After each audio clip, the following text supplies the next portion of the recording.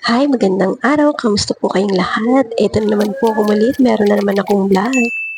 Itong mga nakaraang araw nga ay walang vlog ang kasambahay ko. Tinatamad mag-edit at medyo hindi maganda ang aking pakiramdam. Umaasa lang tayo sa remix pero okay lang yan. Maganda rin, patuloy pa rin tayo sa page natin. Salamat po sa patuloy niyong pagsuporta at sa mga bagong followers na gaya nakagawian. Ito na ang aking mga pangunahing gawain sa araw-araw bilang kasambahay. Naglinis na nga ako, tinilagay sa lababo ang aking mga orongin.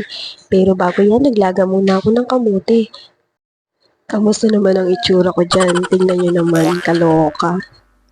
Sore na, pawisin pati noo eh. At ayan nga, ang dami kong fan sa paligid. May nakasabit na, may katabi pang fan at natapos na nga ako sa mga orongin ko.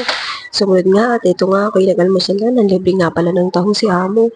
Masarap ng kamote. Talagang sweet potato siya. At ito nga, pasarap ang kain ng inay mo. Kailangan kong kumain at iinom ako ng gamot. May vitamins na rin nga pala ako at parang twice this month nga pala ako nagkaroon ng trangkaso. Pansin nyo naman sa boses ko, diba? At ito na nga, na-testing ko na yung bago kong nabiling lavalier. Mike pang vlog. Vlogger na tayo eh. Sa vlogger era. At patapos mag-almusal, itinuloy ko na nga yung pagmamap. Medyo nahuli lang pero nagwalis na po ako kanina. Sumunod dyan, ito nga naganda na ako para mag-side para sa pananghalian. Salamat na rin pala sa mga patuloy na sumusuporta at nag-aabang sa aking mga upload. Lately ay medyo tinamad na nga ang hindayin nyo at nabala nga sa ibang mga bagay. Pero eto na nga, bumalik tayo sa aming lulutuin. Lutong tsamba, may repolyo nga palang natira at itong buto-buto ng manok at chicken breast. Meron din nga palang pork chop na dinangimlan ko lamang ng paminta at asin. At ito na nga tayo, naghiwa na ako ng repolyo para sa luto. Si Bossing nga nagtimpa ng chicken breast eh, sinama niya dun sa grill pan ko mamaya na pork chop.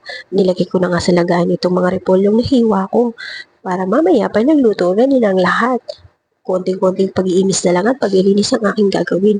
Ito nga palang tatlong sibuyas at ilang buti lang bawang ang aking gagamitin. Hihiwain ko na ito at ito na nga, ready na lahat ang ating sangkap. Ito nga pala, oh. Ako'y na ignorante rin. Ay, pagkaganda baga na rin ng charcoal lighter na ito. Ay, meron pala nito. Talagang lahat nasa app na nabibili.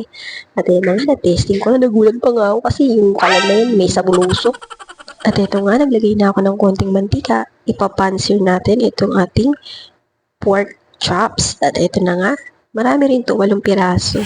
I-flip over natin to once it's done. Like that, medyo okay na siya at medyo tasty. Maganda na bumili ng black pepper. Gusto ko yung brown na yun. Fan kasi ko ng black pepper. Lalo yung brown, mga ganyan. At ito na nga yung nagrill na rin yung chicken breast.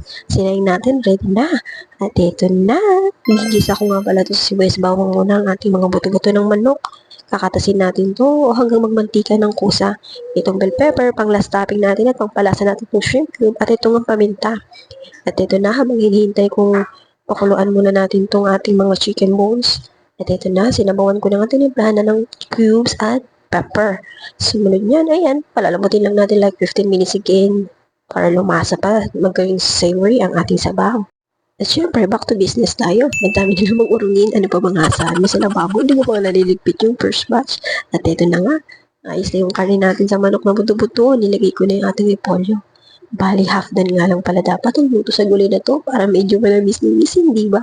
Sa mga sanay na magluto, alam na dapat ganun ang timpla ng gulay pag niluluto.